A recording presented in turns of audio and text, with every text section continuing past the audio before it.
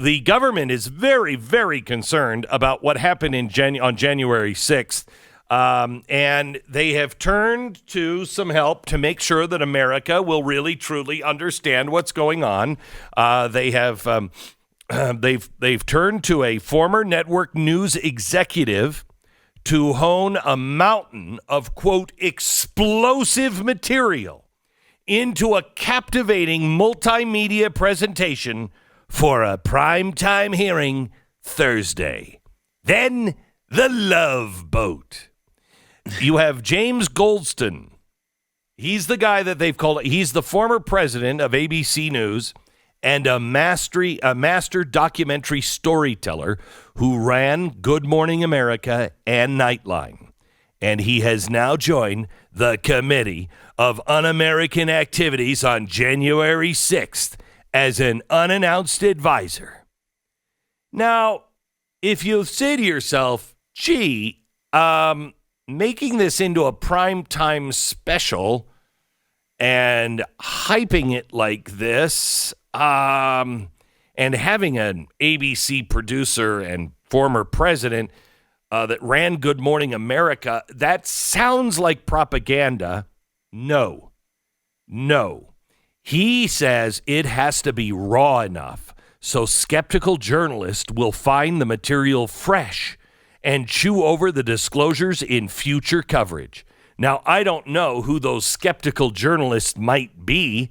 I haven't seen them.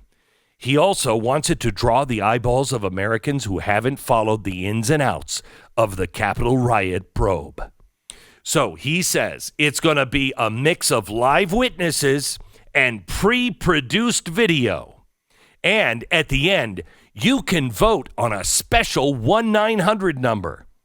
The committee has gained access to the official White House photographs from January 6th that have never been seen publicly.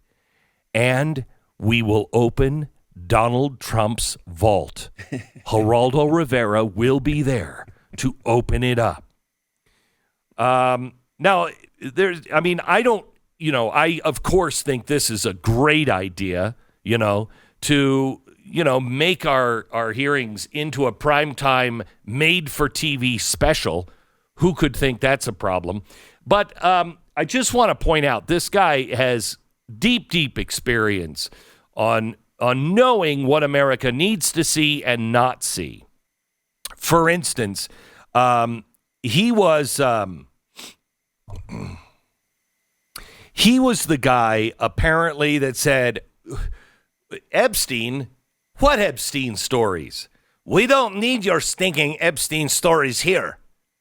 He was the guy that, buried that for ABC. Remember that being a kind of a problem? In a letter, ABC News President James Goldston, the guy that we were just talking about, wrote they're deeply concerned that this victim in search of justice went to ABC News. I'm sorry, it was a letter to him from McCarthy. He said the victim that went in search of justice went to ABC News, provided information and an interview, and then ABC News, under the direction of James Goldston, decided to bury the truth about Epstein. Did you see, by the way, what Elon Musk said about Epstein? He's asking some questions about that. Not that anyone could have any questions about how that's been handled. Oh, no, of course not. Yeah, why do you think he's got those questions, Stu? I've got an answer, and I'd love to hear yours. I don't know why he's this is wrong. Bringing it up at this very moment, per se, though, considering he's getting really escalated criticism from many of the people who were around Jeffrey Epstein when, of course, he was alive back in those days. Those people seem to be highly critical of Elon. Like whom? Like, is there any one person that might jump to the head of the class on that one? Who do you think? I don't know. I mean, he was so intertwined with the entire Democratic Party. Mm-hmm. Just throwing a name out, Bill Gates. He's been very, very critical of Elon Musk. and seems to be leading the charge against him. And he also was the guy whose wife said, I can't live with you anymore, scumbag, because of what you were doing with Epstein. And the media, of course, responded, Epstein? What Epstein? Who's that? What are you talking about? He's great. Look at him. He's a philanthropist. I have a feeling Elon Musk is just raking him over the coals. This is all targeted towards him. It's true, because Gates was one of the stranger associates with Epstein. He praised him publicly many times. He visited with him more often than almost anyone else. When it comes to the high-profile people, it was uncomfortable. When you're on the plane more than Bill Clinton, that's saying something. Didn't he say too? He was like, he was just trying to get his hard drive fixed.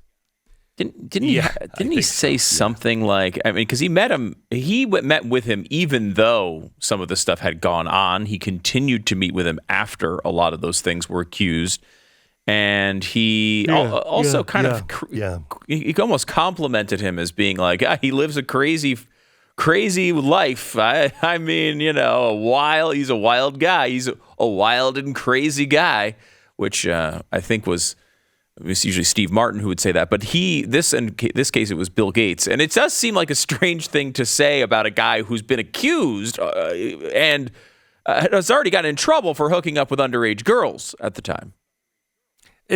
Especially when your wife, Melinda, is saying to you, stop it. The guy is a pedophile. What are you doing? Stop hanging out with him. Why are you going to the island all the time? What are you doing on the island all the time? I can't live like this. You seem to be a dirtbag, Bill.